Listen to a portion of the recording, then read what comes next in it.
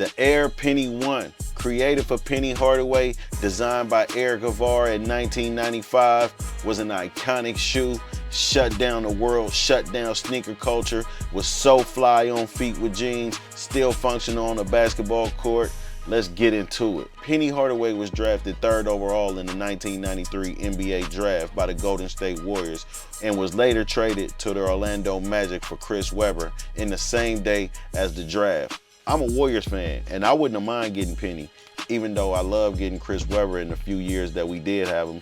Even though it didn't work out so good, you know, whatever. In his rookie season, Penny Hardaway averaged 16, 6, and 5. Man, that's a cold rookie year in 1993. That's a cold rookie year in any year. But Penny came in making an impact, making his Orlando Magic a force to be reckoned with in the Eastern Conference, alongside his partner Shaquille O'Neal. Michael Jordan was dominating the league with his footwear. Shaquille O'Neal was just now signing with Reebok. Force and flight was the two dominant lines inside of Nike until the Air Penny came. And when the Air Penny came, the Air Penny was considered the first of the up-tempo line. The Air More up-tempo and the Air Total Max up-tempo came after that.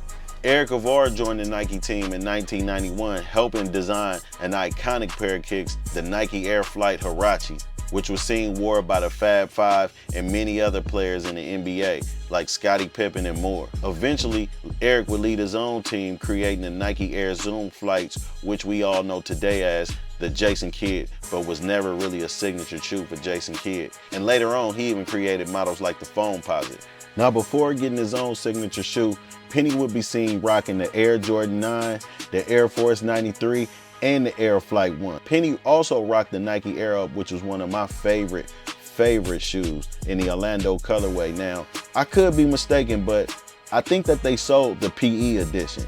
If I'm not mistaken, somebody in the comments let me know. I think they sold the PE edition during the playoffs. The initial pair didn't have it. It had the Nike logo on the back, but the second pair had the number 1 on there. Correct me if I'm wrong.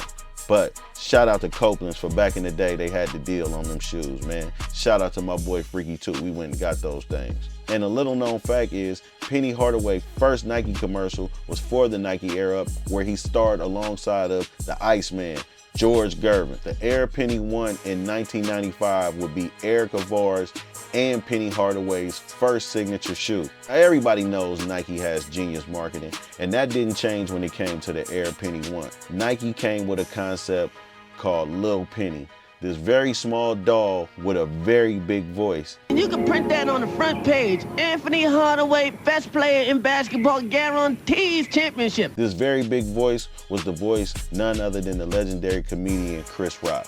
Lil Penny was everywhere, even alongside Tyra Banks in some commercials. The initial name for the Air Penny 1 was just the Air Penny, and Nike added the 1 to change it to the Air Penny 1. The Air Penny 1, such an iconic shoe, such a fashionable shoe, one of my favorite shoes, looks great with jeans. I mean, the golden years of Nike shoes was just the 90s, man. The 90s made the best shoes. It's hard for you to get this out of Nike again, but shout out to Penny, shout out to Nike, shout out to Eric Avar.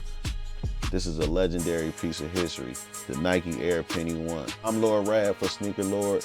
Thank you again. Peace.